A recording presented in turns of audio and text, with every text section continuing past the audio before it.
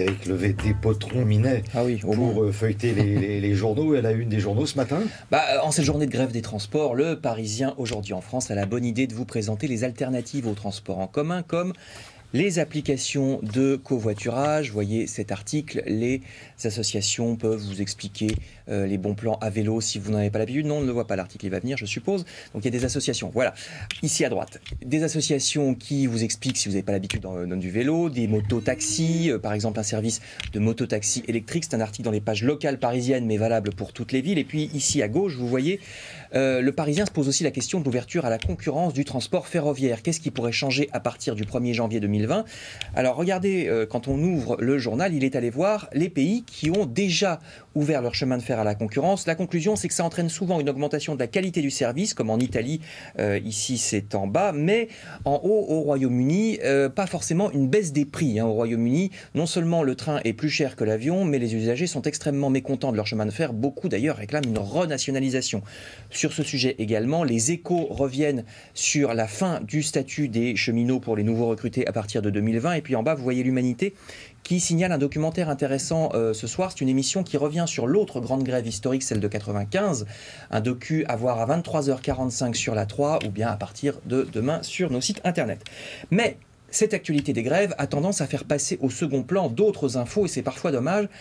Savez-vous par exemple, madame, monsieur, que la Française des Jeux, une société pourtant très lucrative qui rapporte de l'argent à l'État et qui abaisse donc d'autant nos impôts, la Française des Jeux est en train d'être privatisée, comme nous le rappelle la Croix. Alors, les 3,5 milliards qu'elle rapporte par an à l'État, ça c'est pas menacé, parce que c'est sous la forme d'une taxe qui perdurerait. Mais le journal s'inquiète parce que c'est tout de même un secteur sensible. Le jeu peut entraîner une addiction. Si le loto ou les jeux à gratter ne sont plus directement contrôlés par l'État, est-ce que la Française des Jeux ne va pas en faire trop pour faire les poches des clients? Article à lire dans la Croix.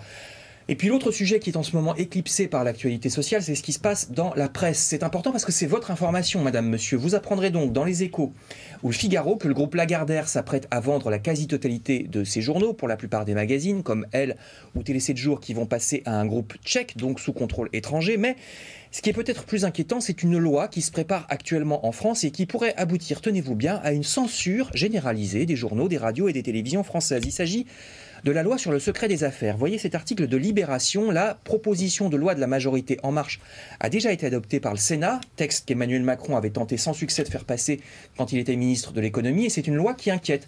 350 000 personnes ont signé une pétition à son encontre, car vous allez voir le dessin de Libération, les citoyens et la presse ici à gauche risquent de ne plus peser lourd à côté des hommes d'affaires ici à droite. Concrètement, une entreprise pourrait faire condamner un journaliste ou un lanceur d'alerte qui aurait dénoncé un scandale en révélant les secrets internes de l'entreprise. Ça veut dire tout simplement que l'affaire du Mediator, les scandales de l'amiante, des scandales bancaires et d'évasion fiscale ne pourraient peut-être plus être dénoncés, tout simplement. Les entreprises concernées pourraient faire condamner un journaliste ou un citoyen lanceur d'alerte pour avoir nui à leurs intérêts commerciaux. En plus, ce serait jugé par les tribunaux de commerce et non par la justice ordinaire, les tribunaux de commerce dont la réputation est du genre contrasté, écrit pudiquement Libération. À tout à l'heure, Frédéric. On se retrouvera pour la revue de presse culturelle.